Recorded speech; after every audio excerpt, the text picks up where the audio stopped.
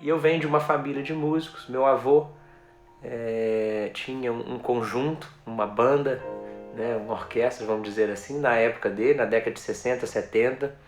E essa banda praticamente era formada com os músicos, com os filhos dele.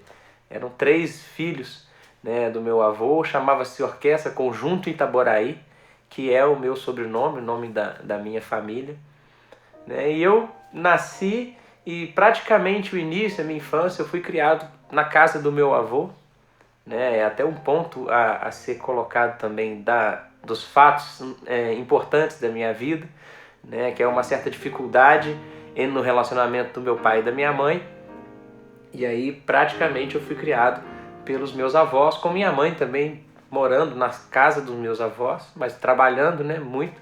Praticamente toda a criação foi com meu avô e com minha avó. Inclusive eu chamava meu avô de pai, né, e chamava meu pai pelo nome, né, o que depois também, né, ao longo da história, as coisas se ajustaram e chegaram no lugar. Mas lá atrás, então, fui basicamente criado pelo meu avô e via meu avô estudando, tocando piano, tocando violão, às vezes ensaiando na sala, né, com outros músicos. E ali, desde novinho, eu já ouvia e ficava tentando tocar, reproduzir, ele já me ensinava. E assim, já desde novo, já estava mais ou menos definido a minha profissão, a minha vocação, a música. E logo cedo eu comecei a tocar. Eu lembro que eu tinha 9 anos de idade, eu toquei na primeira banda, né, que era uma banda de adolescentes, de pessoas que tinham 16, 17 anos, eu tinha 9. E já com essa banda, já tocava em alguns lugares, tipo boates, em alguns lugares à noite, né, eu era carregado às vezes no colo, né, por alguns amigos ali da banda, às vezes chegava num lugar para tocar, estava muito cheio, né, já era noite, vida noturna, e eles me colocavam na carcunda para passar, para chegar até no palco para tocar. Me lembro de um lugar assim, coisas desse tipo assim. E logo então eu tenho um contato já com a vida, né, da noite, com a vida da música, com tudo aquilo que esta vida pode oferecer, né, sem desmerecer o lado positivo, mas também com tudo aquilo que está aí à frente e que tem a me ofertar, especialmente em relação às questões de droga, né, de noitada e tal. Muito cedo eu tenho contato com isso e eu venho de uma experiência em casa que é um pouco conflitante para mim, né? Essa questão uma certa separação do meu pai e da minha mãe. Quantas vezes eu assisti brigas, assisti situações que eu me recordo, após esses momentos eu ir pro piano, chorar e ficar lá no meu cantinho sofrendo aquilo. Talvez isso não tenha importância, né, para quem, até você que ouve, mas acho que também todo mundo é capaz de entender que a nossa história, ela é a nossa história, né? Ela é a minha história e ela, para mim, né, as coisas tinham muito significado e me fizeram sofrer muito, principalmente nessa infância e adolescência. E aí eu logo encontrei na música, na noite, né, no prazer que aquilo tudo te dá, desde os aplausos, desde o ego, da vaidade, mas a gente encontra também, né, nas facilidades, né, por estar ali sendo visto, sendo querido, sendo aplaudido, as facilidades de prazer, de pessoas, né, e também a porta que se abriu em relação ao contato com a droga. E muito cedo eu comecei a fumar cigarro, dali maconha, cocaína e outras drogas, né, que no entorno disso aí. Na época não existia algumas drogas que hoje existem, mas se existissem, eu acredito que a gente estaria também experimentando, né, porque uma coisa puxa a outra e aquela ânsia, aquele desejo de saciar alguma coisa, uma fuga que está dentro da gente, de querer, né, eu percebo muito bem na minha história, assim, né, aquele colo, aquele abraço do pai que talvez eu não tive ali na minha casa, a gente vai encontrar isso no colo de alguém, ou vai encontrar na própria experiência prazerosa da droga, que vai funcionar um pouco como um anestésico, né, para você fugir um pouco daquilo que te traz dor, né, aquela solidão que às vezes que você sente e que está ali como que uma ferida te incomodando, então a gente vai fugir, deixar a cabeça em outro lugar para não estar nesses lugares onde as coisas ainda não estão resolvidas, vamos dizer assim. E é isso que de fato aconteceu. E aí então, quando você se lança nessa vida, e eu me lancei, né, isso é um pouco característico de mim, né, de me lançar e me entregar com uma certa profundidade, né? Não sei se a palavra certa seria profundidade, mas eu acho que é mais assim, impulsividade, vamos dizer, ser mais impulsivo e de me lançar. Então, de fato, eu me lancei neste mundo, até porque eu acho que a gente que é artista, que é músico, tem a sensibilidade muito à flor da pele, um coração pulsando muito na mão e muito dos outros também, né? Então a gente se entrega fácil, se abre fácil a outros e a outras experiências com muita facilidade, né? No sentido de curiosidade, mas de busca também. E aí é um ponto que eu vejo assim, desde muito cedo, né? Meu avô, além de músico, era uma pessoa muito, vamos dizer, espiritualista, assim. Ele praticava religião, né? Lá em casa a minha família era espírita, né? E meu avô, e foi havendo um processo de conversão da minha avó, da minha mãe, né? E meu avô ficando ali, né? Nesse meio assim, guardando, né? A prática, a experiência da religião que ele frequentava, né? Um pouco sendo evangelizado pela minha avó, pela minha mãe, pelos meus tios, alguns também parentes que acabavam, eu via conversando com ele e tudo. Mas na biblioteca lá de casa, vamos dizer assim, no cantinho de livros dele, haviam vários livros de religiões e voltados para a espiritualidade, e que eu acabei tendo contato com eles também muito novo, porque nessa busca na droga, no prazer, em tudo, eu também tinha uma busca, talvez ali passado por ele, pela minha mãe, essa busca espiritual, de entender a minha existência, de buscar entender as coisas, o sentido da vida, né? E eu logo, em contato com isso, quando eu tive 14 anos, eu fui para o Rio de Janeiro, tive uma oportunidade de mudar para o Rio, 13 para 14 anos, para começar a estudar e tocar na noite no Rio de Janeiro. E eu lembro que na minha mala eu levei um pouco de roupa e levei uma coleção de livros do meu avô, que eu já flertava com eles, já abria, lia, mas que eu levei para o Rio para tentar me aprofundar nas coisas espirituais. E era um livro, uma coleção, chamava Poder da Mente, alguns livros de yoga e de religiões orientais, e umas revistas, chamava Revista Planeta, se não me engano, que eram revistas, né, voltadas para a doutrina espírita. E eu levei tudo isso para o Rio, além de uma Bíblia que eu ganhei da minha mãe. Foi tudo na mala. No Rio de Janeiro as coisas todas se intensificaram. Era uma vida noturna em que eu tocava na noite praticamente de segunda a segunda, né, em vários lugares, Barra da Tijuca, ia para o centro da cidade, tocava na Zona Sul. Eu morava em Ipanema, já morava ali na praia de Ipanema praticamente, e aí frequentava o famoso Posto 9, onde as pessoas iam para lá, e aí, né, a droga ali com muita facilidade. Morava perto do Morro da Subida também, onde tinha uma certa facilidade de comprar também, né, em alguns lugares.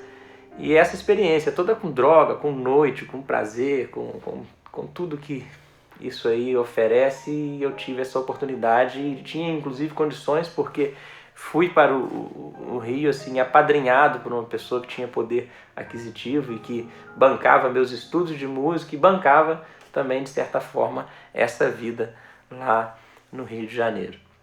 Mas ao mesmo tempo que essas coisas, eu me aprofundava e me lançava, né, neste mundo aí, né, e nessas ofertas, vamos dizer assim, eu também enfiava minha cabeça nos livros, buscando, naqueles livros que eu havia levado comigo, buscando a Deus, né? Buscando, né, o sentido para a vida e buscando a razão da minha existência. Das leituras todas ali, daqueles livros que eu trouxe do meu avô, realmente os que mais me despertavam eram os voltados para a religião oriental, para o yoga, né, que tem uma certa ligação com o espiritismo, né, essa doutrina da evolução, da questão de você ir subindo degraus, evoluindo, reencarnações.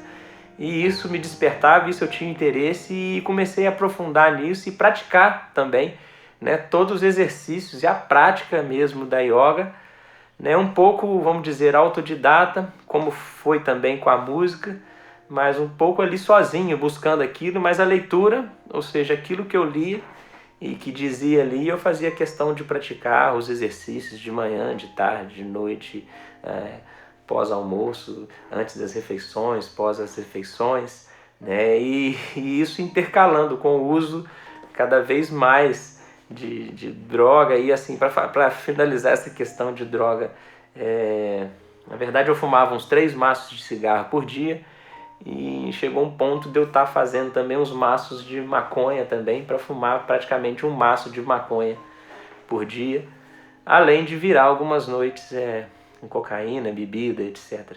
Bem, aí acontece um fato no Rio de Janeiro, umas coisas que ocorrem que me trazem de volta para São João, na verdade para Juiz de Fora, aonde a vida não vai ser muito diferente do que eu já vivia lá no Rio, e vou viver intensamente aqui na região, em Juiz de Fora, e vou viver essas questões, a música, carreira de música também, de certa forma, vários trabalhos legais assim acontecendo. É uma vida intensa, droga, né, nessa noitada aí, uma busca também na religião, e aí de certa forma eu já estou um pouco mais ripão assim, né? Cabeludo, usando saia, usando cordões, pulseiras e tudo.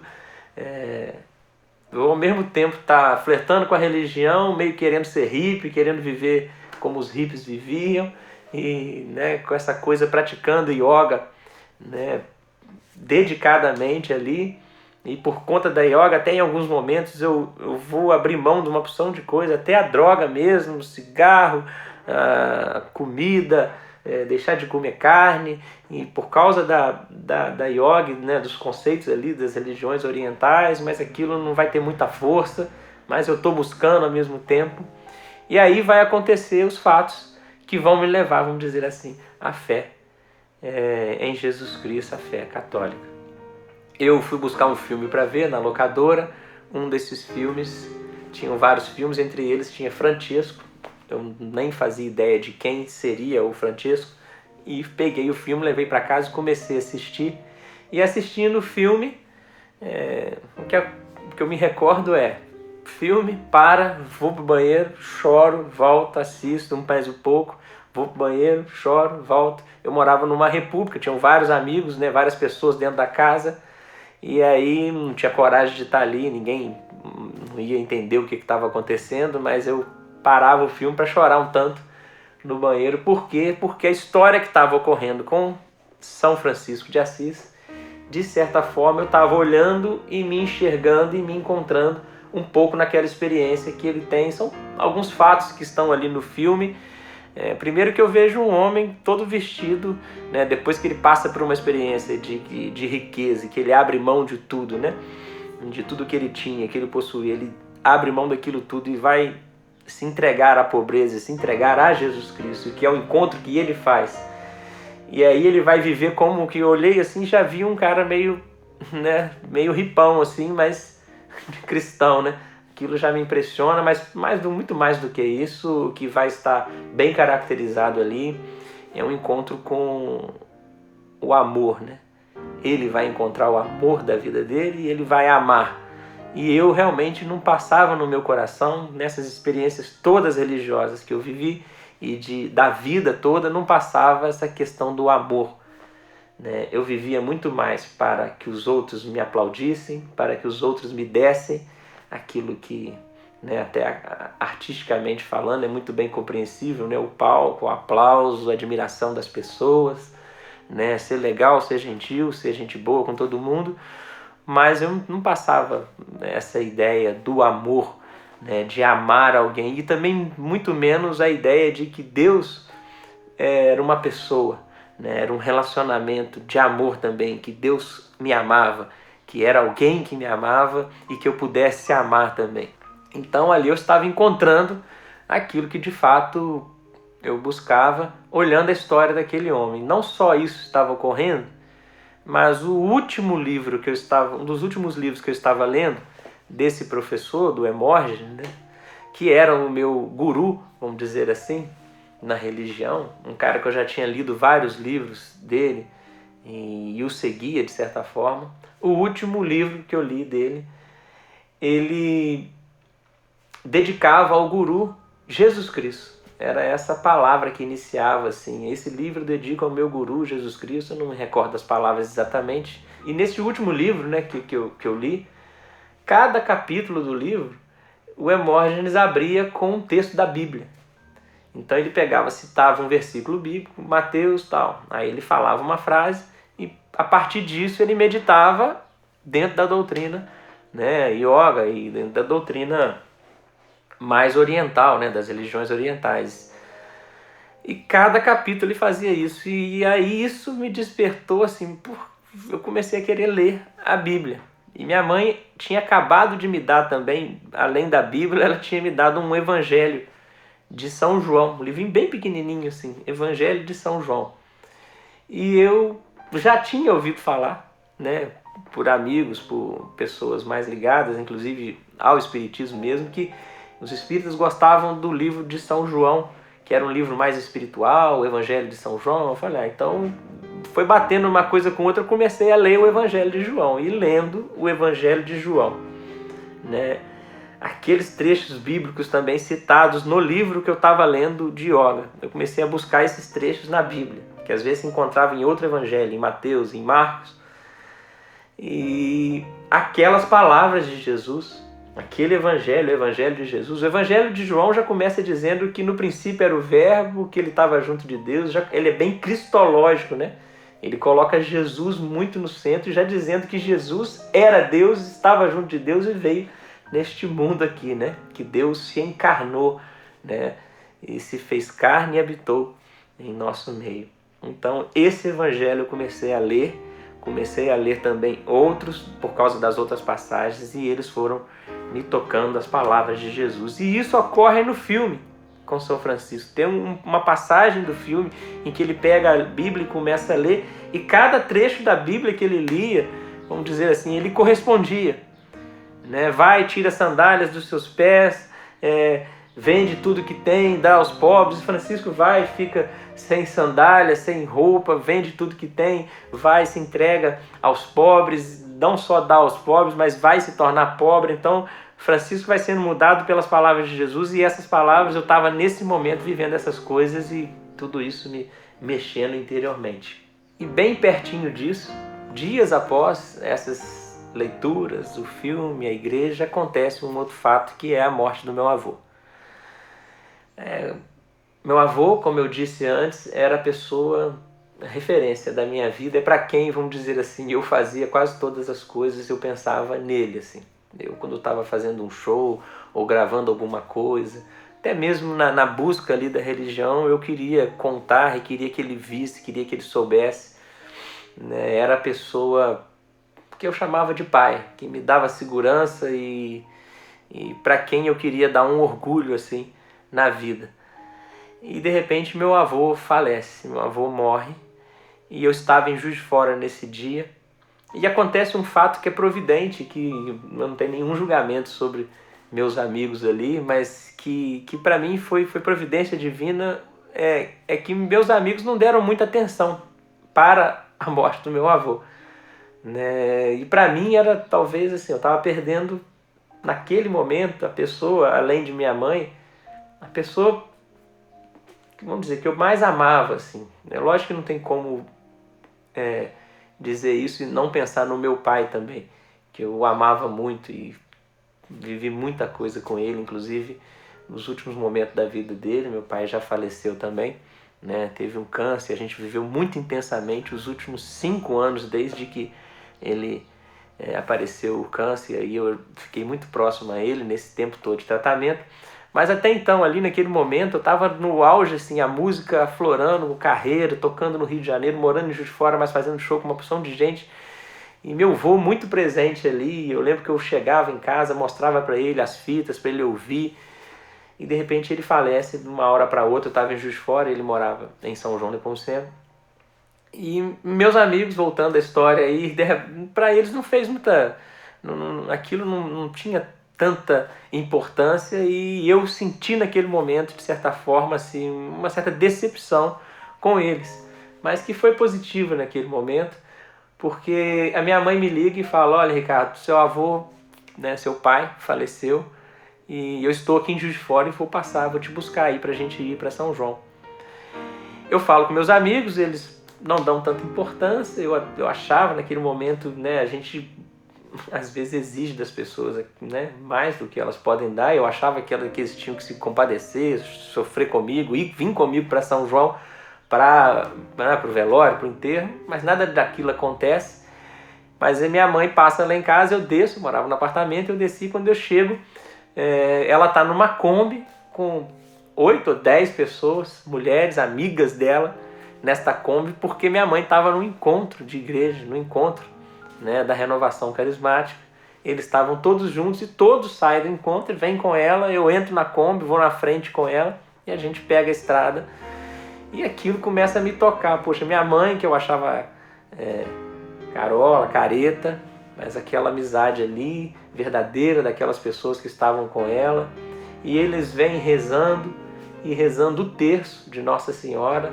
Aquilo me tocou profundamente, porque eu chorava com a minha mãe ali na frente, né, a perda do pai dela e do meu avô, mas o terço, a oração, me trazia também a presença de Nossa Senhora, que foi fundamental naquele momento, como, vamos dizer, uma experiência sensível, para eu entender meu lugar e, de certa forma, vir para a Igreja Católica, porque até então eu tinha uma experiência com a Bíblia. Eu lia os textos bíblicos, mas não tinha igreja. Era Jesus, a palavra de Jesus, meu coração já tocado por Jesus, pelas palavras. Eu até conversava muito com um amigo meu que estava vivendo uma conversão na igreja protestante, e eu não sabia se eu deveria virar protestante, evangélico. E aquele dia, aquele terço, aquela experiência, eu percebi a presença, vamos dizer assim, de Nossa Senhora, aquilo que ficou no meu coração. E eu já chorava por causa do meu avô, mas chorava também por estar encontrando meu lugar, por estar encontrando ali a presença de Nossa Senhora, de Maria, e me direcionando para a Igreja Católica. E aí passou o momento do velório, passou o momento do enterro do meu avô, fiquei um tempo em casa e depois voltei para Juiz de Fora. E aí eu lembro que eu perguntava para minha mãe aonde eu deveria ir, aonde que é na igreja que ela me orientava, e ela me indicou um grupo de oração na igreja Menino Jesus de Praga, em Juiz de Fora. Lá eu conheci uma pessoa, o Rogério, que é um grande amigo até hoje, esse cara que me acompanhou naquele início. E nesse grupo de oração, né, eu comecei a fazer experiência, né, dentro da renovação carismática, do batismo no Espírito Santo, as pregações. Eu começava a ouvir cada dia as pregações da palavra, e ali eu comecei a fazer uma experiência católica, vamos dizer assim, de conversão, de confissão, né? Confessar os meus pecados, toda a história para trás, de ir deixando aquilo tudo, e começa um processo de libertação, de cura no meu interior, que inclusive até hoje eu estou nesse processo. Precisava muita coisa ser curada do meu relacionamento com minha mãe, dos meus pais, relacionamento das perdas, dos vazios, né? Daquelas feridas, das lembranças dolorosas que estão com a gente, e que só tem uma pessoa que tem o poder de ir lá neste lugar, de ir na nossa história, lá no interior, que é Deus mesmo, que tem esse poder de vir, de tocar, de preencher o vazio, e ao mesmo tempo curar as feridas que às vezes ficam ali dentro da gente. E esse é um processo, né? E um processo de conhecimento. Logo, logo minha mãe me indicou também, eu comecei a fazer 2 cursos sobre a Bíblia, rapidamente mesmo, um curso do Evangelho de Marcos, um curso do livro do Apocalipse, dos Atos dos Apóstolos. E então eu já comecei intensamente a buscar o entendimento da palavra de Deus, da Bíblia, da doutrina católica. E esses são os fatos, assim, vamos dizer, que me levaram a esse encontro com Deus, esse encontro com Jesus, que eu buscava há muitos anos, depois de muitas leituras e de muitas entregas, de muitas buscas em tudo quanto é lugar, vamos dizer assim. eu encontrei nessas pequenas experiências e principalmente depois, caminhando, né, dentro da igreja, aprofundando, né, na leitura da Palavra de Deus, na convivência, né, na comunidade cristã, vamos dizer assim, dentro da Igreja Católica, né, nos sacramentos, na missa, nos grupos de oração. Foi aí que esse encontro vem se dando a cada dia mais forte, conhecendo cada vez mais nosso Senhor Jesus Cristo.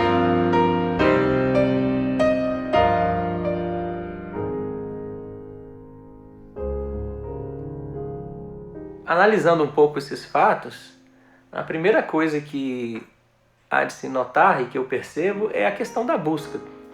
Buscar a Deus, buscar o sentido, buscar o porquê, o de onde, para onde, essas questões que estão aí em todo ser humano. Eu percebo que todos nós, e isso é um fato também percebível e perceptível, né, pela teologia católica, que o ser humano existe para um outro. É ontológico, está na natureza humana essa busca e esse encontro em outro lugar, em alguém, num outro. A gente olha assim para nós e na nossa experiência nesse mundo, a gente busca algo que parece que não está disponível neste mundo, não é? E é isso que de fato eu busquei em tantas coisas, desde as mais sensíveis, das mais explosivas, da sensibilidade, mas também no ego, na vaidade, na busca, né, da admiração, do aplauso, do afeto das pessoas, também dos bens, do profissional, em tanta coisa. E parece que tudo isso, em todos esses lugares, pessoas, experiências, parece que tem algo que não está disponível nisso e que, na verdade, o nosso coração busca e que só vai descansar a hora que ele encontrar aquilo que de fato parece não estar disponível neste mundo. E Santo Agostinho, que vai ser um dos homens talvez mais sábios de todos os tempos, um grande homem, um grande santo, né, inteligentíssimo, buscava na filosofia, no platonismo, no maniqueísmo, ele vai buscar a Deus, vai buscar o sentido, vai buscar a verdade, vamos dizer assim. E, de fato, ele vai fazer esse encontro com Jesus e vai reconhecer em Jesus aquilo que o coração dele buscava. Dele aquele poema, Tarde te amei, ó beleza tão antiga e tão nova, eis que estava dentro e eu estava fora, te buscando nas coisas, buscando em tantos lugares, né? E eu não te encontrava nas criaturas, o Senhor que criou todas as coisas. E no final ele vai dizer que o grito de Deus rompeu aquela surdez, que mesmo ele, com toda a sabedoria humana, vamos dizer assim, não conseguia compreender, mas um grito rompeu aquela surdez e ele então ouviu aquela voz, a voz da palavra, a voz de Deus, a voz de Jesus dizendo: eu sou aquele que o seu coração busca.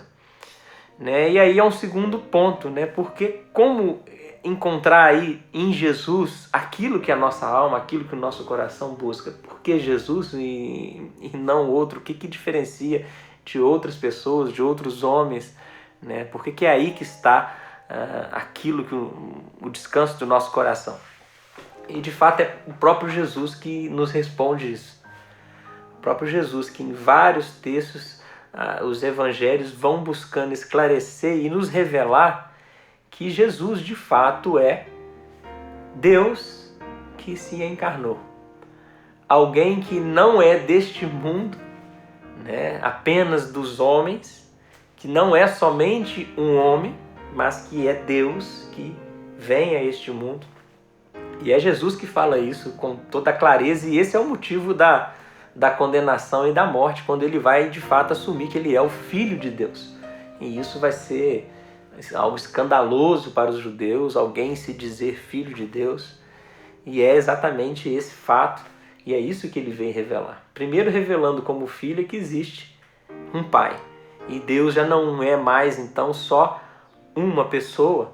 Deus vai ser uma pessoa sim, mas não é só, vamos dizer assim, não é solidão. Deus é uma comunidade. Jesus depois vai revelar que Deus além dos dois existe o Espírito Santo, que está ali naquela relação que depois ele vai enviar sobre a igreja e ainda envia o Espírito Santo ainda hoje ao mundo, ou seja, o seu Espírito, o seu sopro, os seus sentimentos, aquilo que Deus é, né, os seus sentimentos, vamos dizer assim, entre aspas, mas aquilo que é a essência de Deus, ele sopra no homem, né, para o homem também experimentar aquela ação divina nele, ação transformadora, santificadora, mas também para divinizar o homem e elevar o homem, ou seja, crer nisso, encontrar com uma pessoa que se diz filho de Deus, alguém que em vários trechos Jesus vai dizer: ninguém viu ao Pai senão aquele que o Pai enviou, aquele que veio do Pai.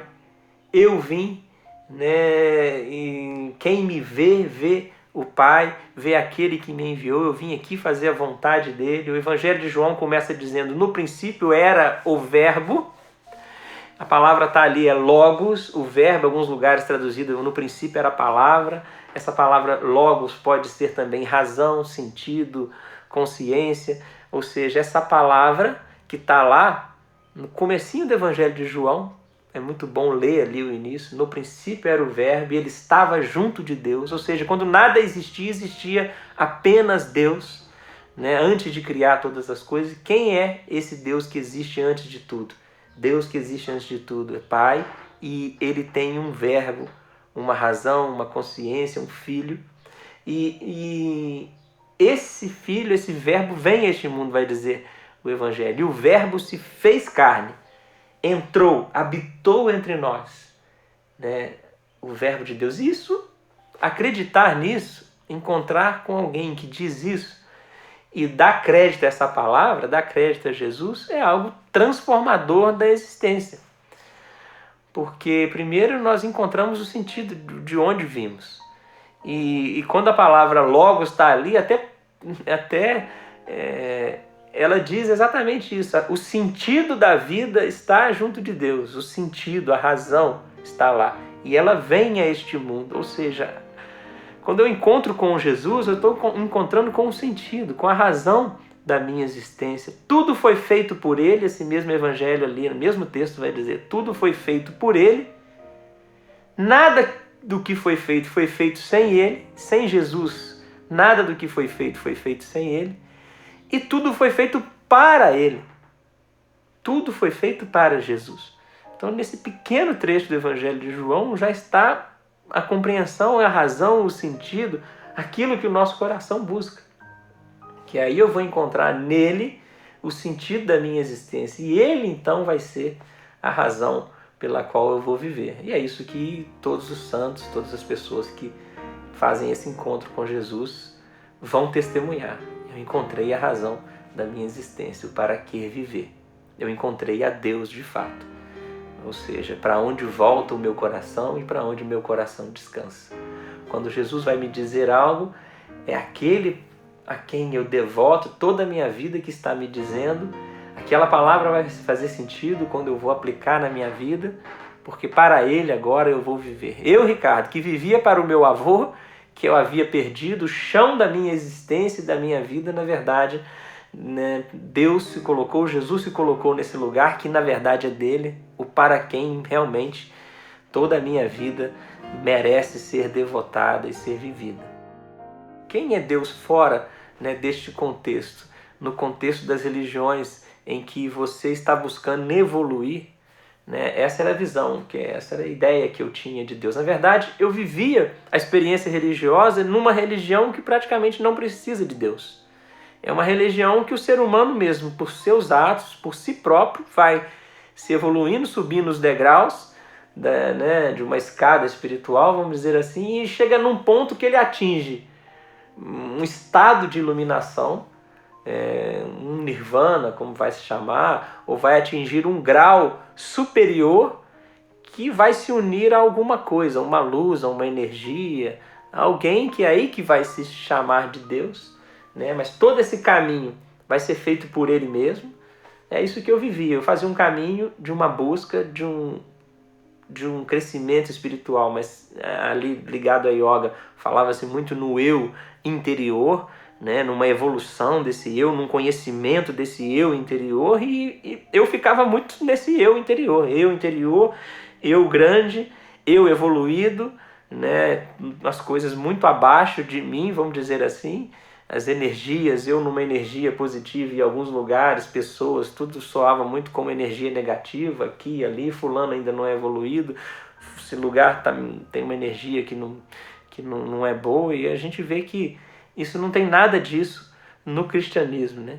Jesus se mistura com o pobre, se mistura com todos os outros, e essas energias, entre aspas, não interferem, né, em quem ele é de fato. Isso não modifica o espiritual de Jesus e nem do cristão.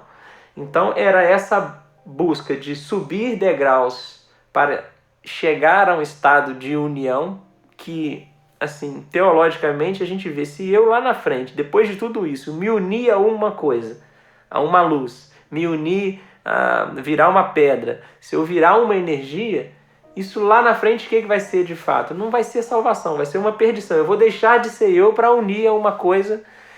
E, por outro lado, no cristianismo, quando a gente enxerga Deus do fato como Jesus coloca, Deus como Pai, Filho, Espírito Santo, como relacionamento, como pessoa, os antigos filósofos chegaram à compreensão que existia um motor imóvel, algo que movia o mundo, mas que de certa forma não estava voltado para o mundo. A filosofia chegou à compreensão, né, dos antigos mitos de vários deuses, daquele politeísmo grego, foi se chegando a uma consciência lá na filosofia de que Deus não poderia ser vários deuses, que deveria haver um Deus, porque vários deuses, um seria o limite do outro, aí deixaria de ser Deus, mas que na verdade existia um Deus. A filosofia não chegou à compreensão de que esse Deus, ele não estava de costa para o mundo e para o homem. Na verdade, era um Deus, era um relacionamento, era um Deus que se relaciona, é pessoa.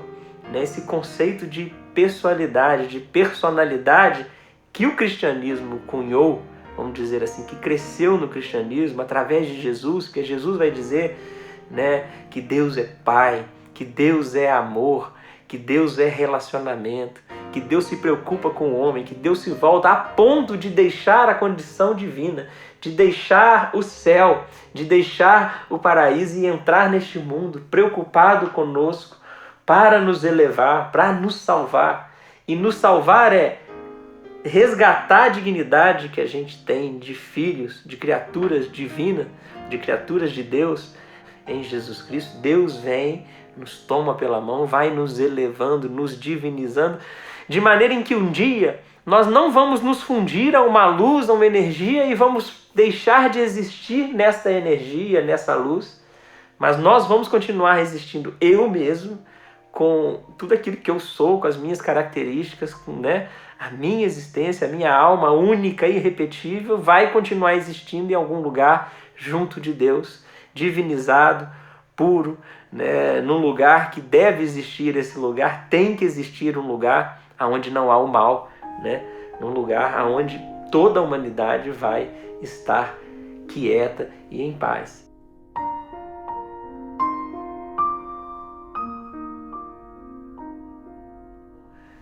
Recapitulando tudo, havia uma busca muito grande de Deus na minha vida, na minha história, né, em tudo aquilo que eu vivi. De fato, eu encontro em Jesus o sentido da minha existência, eu encontro Deus de fato, que é relacionamento, um Deus que se relaciona comigo, que nós podemos fechar os olhos e saber que existe um outro. O conceito de pessoa é... Antigamente no teatro grego havia as máscaras, e nas máscaras, nos teatros, tinha um buraquinho por onde passava o som. Personare, persona, por onde soava, por onde passava o som. Pessoa, aonde passa o som. O conceito de pessoa nos leva a esse entendimento, ou seja, por onde o som da minha voz passa e ecoa e encontra alguém que ouve. Esse conceito é, quando eu fecho os meus olhos e eu falo, tem alguém que me escuta. De tantas vezes que eu chorei no piano, alguém, na verdade eu chorava para alguém. né? Todo o nosso choro é um choro para alguém. Quem vai ouvir o nosso choro? Quem vai ouvir o nosso sofrimento? Quem vai compreender o que está lá no fundo da gente? Aonde a nossa voz vai ecoar? Quem tem ouvidos para nos compreender? A pessoa por onde passa a nossa voz e a nossa voz fica, que não é indiferente à nossa voz. Essa pessoa, esse Deus, é um ser pessoal. É onde a minha voz encontra uma reverberação, onde bate a minha voz no seu coração, e Ele é compassivo. Ele sente a minha dor, Ele alegra com a minha alegria, e Ele está disponível, voltado para mim. E também eu sou pessoa, porque a voz dele ecoa no meu coração. A voz dele passa no meu coração, e meu coração é capaz de compreender aquilo que Deus diz, diferente das outras criaturas. Por que não são pessoas? Porque nós falamos e elas não entendem. Mas quando nós nos comunicamos pessoalmente com as pessoas e com Deus, nós falamos, Ele nos entende, Ele fala, nós o entendemos. O ser humano tem essa capacidade de compreensão de Deus, de compreensão das coisas divinas.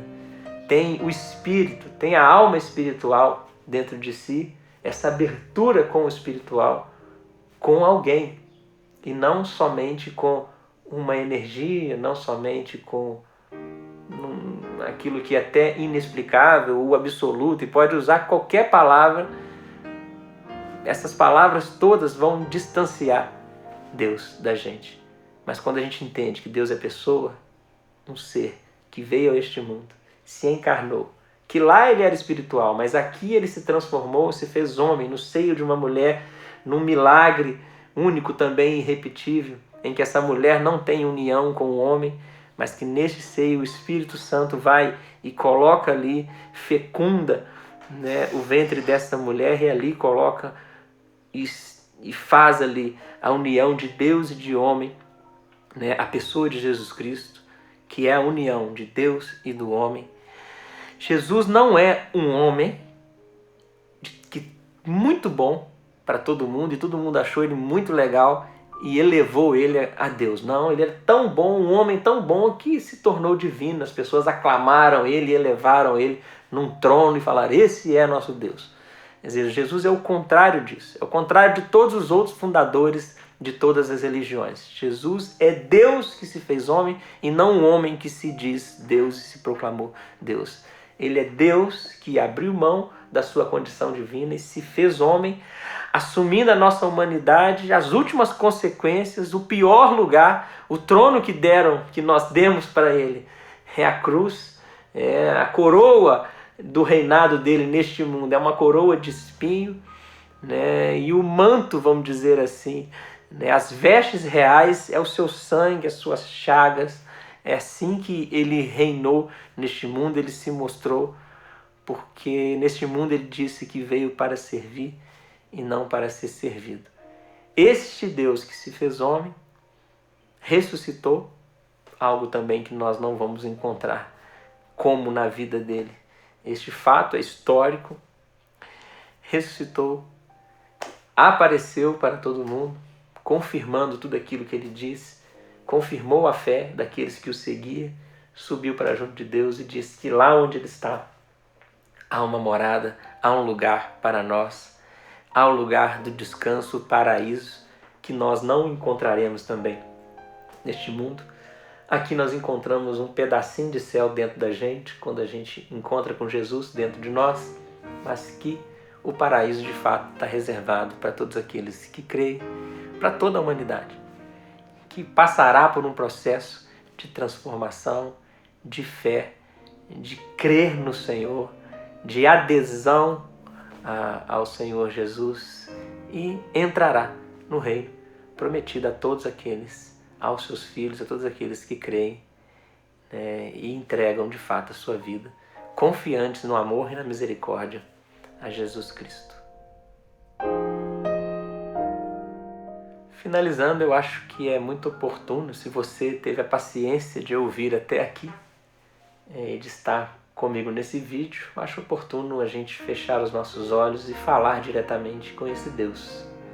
Falar diretamente com Jesus, que está aqui onde eu estou, está aí, é onipresente, é Deus por isso, porque Ele está em todo lugar. E Ele já deu milhares de provas, né, da sua onipresença. E eu queria rezar por você, queria que você fechasse os olhos comigo e a gente pudesse rezar juntos. E peço agora nesse momento que Jesus possa, assim como entrou no mundo, se fez homem, penetrou aqui neste mundo, se revelou a este mundo, conforme está escrito nas Escrituras, na Bíblia, que agora, neste momento, o Senhor entre no seu mundo, na sua existência, na sua vida, no teu coração, no teu mundo interior, também na sua história, naquilo que está em volta, né, da sua existência, na sua vida, na sua família, na sua casa, no lugar onde você habita. Que o Senhor possa penetrar. Estando você hoje, né, num momento mais positivo, feliz, alegre, ou talvez no fundo do poço, como eu me encontrei naquele momento, totalmente dependente da droga, escravo, né, de algo para viver, precisando daquilo para acordar, para dormir, para alimentar, para depois do alimento, para conseguir concentrar, para trabalhar, completamente dependente. Talvez você se encontre nessa situação e eu peço que o Senhor te visite.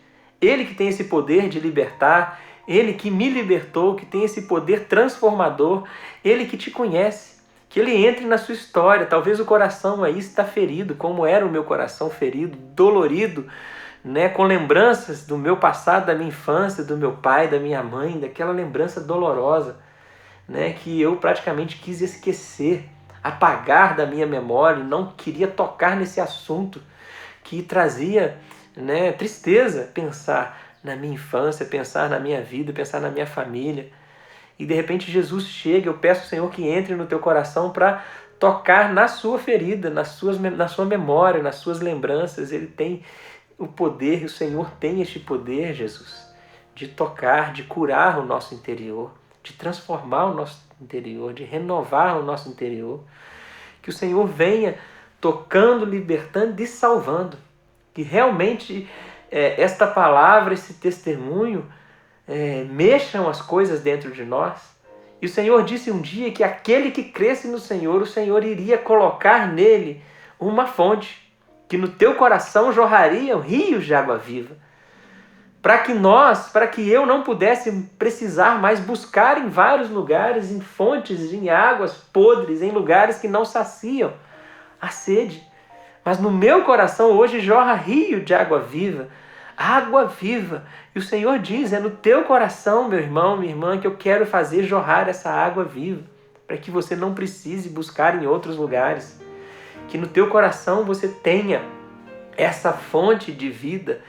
Que o Senhor mesmo disse, Jesus, eu sou o caminho, a verdade e a vida. Não há outro caminho, não há outra verdade, não há outra vida senão em Ti. Que essa vida agora que o Senhor disse que daria em abundância, possa agora penetrar, tocar a nossa vida, tocar o nosso mundo, o meu mundo hoje aqui, onde eu estou, naquilo que eu estou vivendo. Eu ainda preciso que o Senhor me toque, eu ainda preciso que o meu coração transborde esta água viva. Preciso sentir o Senhor, experimentar o Senhor comigo, me ouvindo, Jesus.